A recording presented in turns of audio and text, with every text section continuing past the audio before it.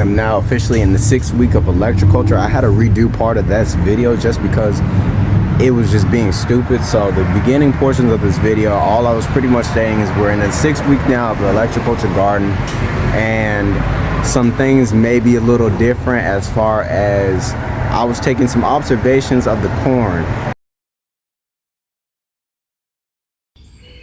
All the radishes seem to be doing extremely well. A lot of them are starting to get pulled up because they were too crowded. First and foremost, you can see how thin these came out to be.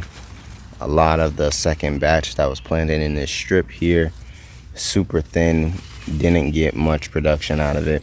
The ones in the middle, of course, they had more time and space. The size of them was actually doing extremely well.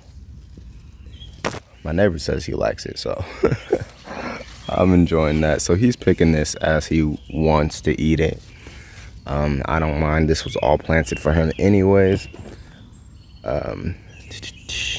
As far as differences between the ones closest to the antenna and the ones furthest away, at this point, I really can't tell a difference, except for a few of them that have been flowering. It's mainly the ones that's somewhat-ish closer to the antenna, but not necessarily all of them. Now the tomatoes are literally falling out the bed at this point, which can be both a good thing and a bad thing depending on how you like to look at it.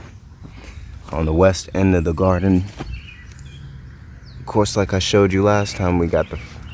Oh, okay, I didn't know they got that big. That's cool. I love the smell of these tomatoes.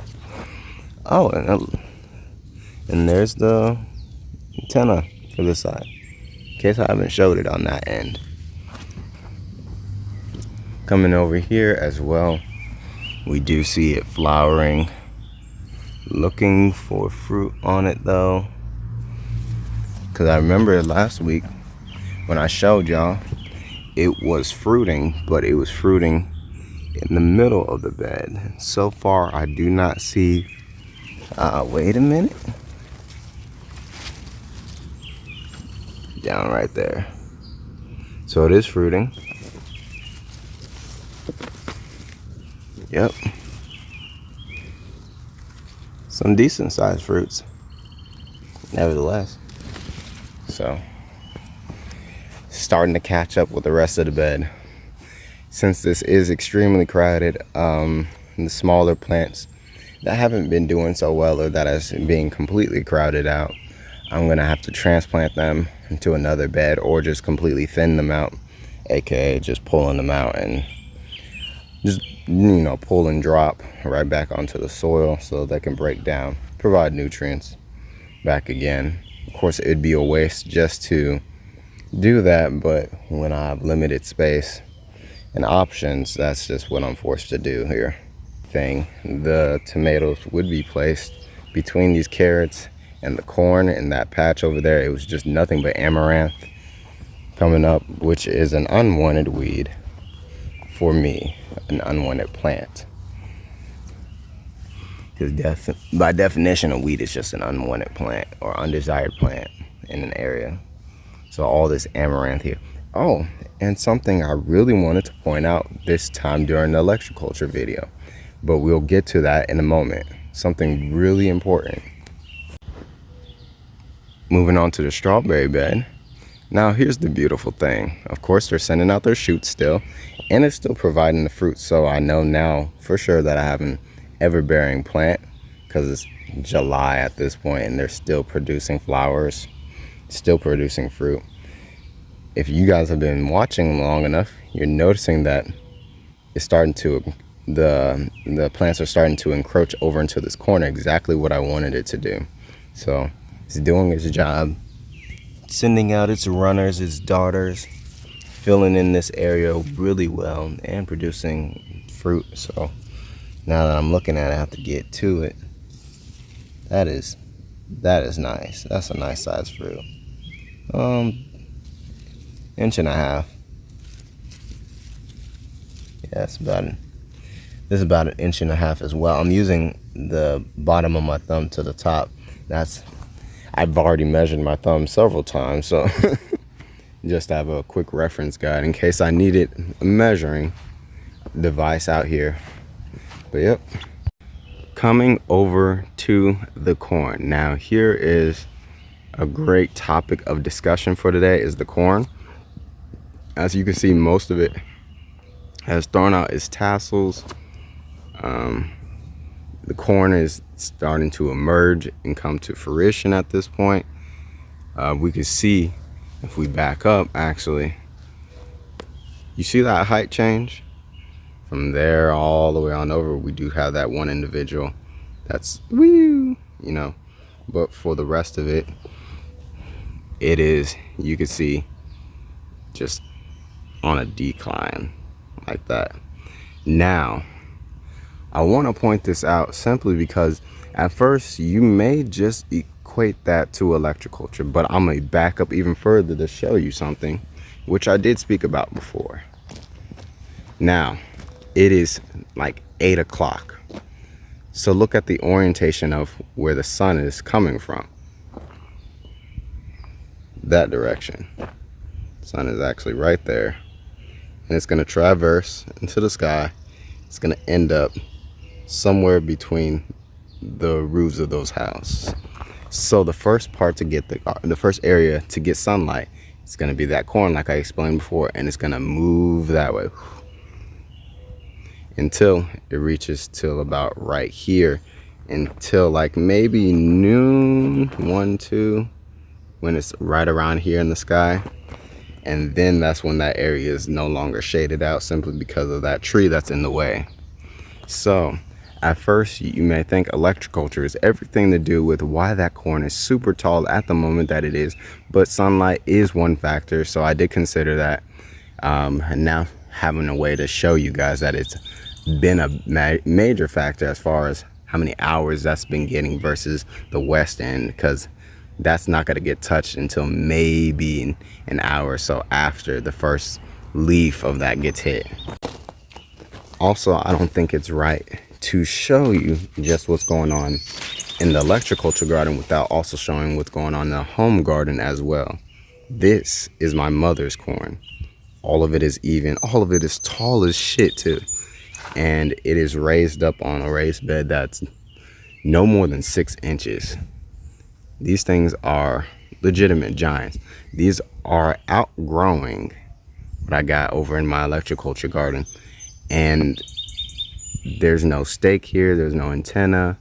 There are a few things that are happening in this garden that is not happening over where I am at. So being upfront and completely honest about everything that's been going on here, I know I've already been stating all these things but for everybody who is new here and who's seen the results of the electroculture garden, let me just break it down to you. Now, I planted my corn before my mother's did, and when I did so at the time, things was looking a little rocky at first, but then eventually they started growing up evenly. I placed a stake down maybe 3 weeks into that corn's growth stage. But the major thing that's been a problem, not only is the sunlight an issue, but I was hand watering everything with a 2.5 gallon watering can, going back and forth. It took me several hours just to hit this entire area of corn. So over time, I probably wasn't watering all of it consistently like it should have been, which I can now see that how that was an issue, because once I got the watering hose and I was able to knock all this down within like an hour or so, more production has been coming out of the garden. So for the early stages, that corn wasn't getting everything that it needed water wise. So I noticed that is a major factor as far as the growth and the development of the plants itself. As far as the soil is concerned, I don't recall if there's a difference between her soil and my soil as well. And I'm watching this cat getting close to the corn, and I hate it because he's been messing up my stuff. Look.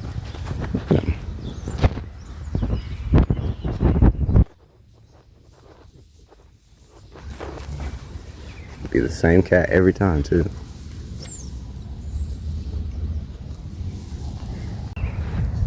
And that'd be the same cat that be knocking down the corn over there, and that's why I had to prop him up. Let's get on to the topic that I want to talk about today, which I had noticed when it came to electroculture. It was stated that having a rod inside of the soil also prevents bugs from getting to your plants and eating them. Now, this isn't mine. This is the amaranth that's been coming up, right? And I just haven't been plucking the ones from within the corn bed too much, just because I don't want to disturb the roots of these and these just start toppling over. But as you can see, bugs has been getting to it. Not the corn itself. I don't recall seeing too much damage to the corn, but we can see that here. And that's actually, this is one of the corn stalks closest to the antenna as well. As far as the rest of these are going, I'm moving eastward now. So far, do you see some damage here? I'm looking, again, some more food being eaten by something is getting to this, but that is a weed. I don't care about that. I don't see much damage coming this way, so I'm gonna keep on observing this part of the garden just to see if there's more bugs getting to the plants, because I was informed that with the electroculture, I guess the one of the benefits is it brings in other insects that will take care of all the pests that are eating at and destroying your crops, that kind of ordeal. But as we can see with the corn, it's doing that. Not only the corn, but my beans as well. As you can see, this is literally tattered up. It's become a work of art by whatever decided to get to it. That's been some of the beans that's been growing pretty darn long close to the onions, actually wrapping itself up around the onions. And along this fence as well with the Indian corn. Now, I know this Indian corn has nothing to do with the electroculture garden. I have no stake over here, but because of how close it is to that, maybe that stake has some type of effect over here. I highly doubt it though, but we can see some damage to that as well. I just seen a grasshopper on here, I want to say yesterday, eating at some of the corn.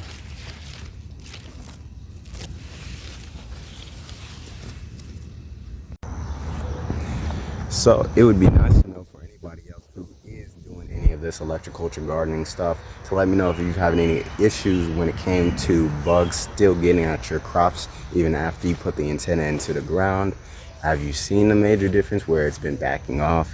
Has it not been? I really want to know, because I know that was a talking point for a lot of these creators who's been making these videos. But as far as you and I have both observed from my research garden plot here, it's not seeming to be the case, and it is just the beginning of July, and I know insects and pests come in heavy during July and August, and when it gets even closer to fall, we get more squash bugs around, or stink bugs, squash bugs around here. I start noticing grubs get towards the plants and the roots around mid to late July. So there's a lot of things that are starting to really ramp up around here, and if that stake isn't gonna keep them at bay, then of course I'm gonna have to rely on the health of the plant itself to do the job of keeping them from wanting to come over and eat it, because it's not diseased, it's not sick, it's doing really well, it's fine and all that stuff. I'm probably gonna have to bring in some type of like hot pepper spray to just spray on like the plant, so when they eat it they're gonna be like, it's hot. Yeah, but other than that, thank you guys so much for watching. Appreciate the comments that you guys have and the questions. It really makes me consider some of the stuff that's taking place here. I'm trying to answer as much as I can, but only with the information that I do have. Don't want to come up with stuff off the top of my head that I don't really know about, because again, trying this out for myself. Experiment with your own garden, experiment with your own backyard, see what works, see what doesn't, and I'll see you guys the next time I upload. Hopefully that's within the next few days, because it is now the 5th day of the week. So yeah, July 4th, Thursday. So hopefully by the time Tuesday rolls around, that I'll be having another video come out.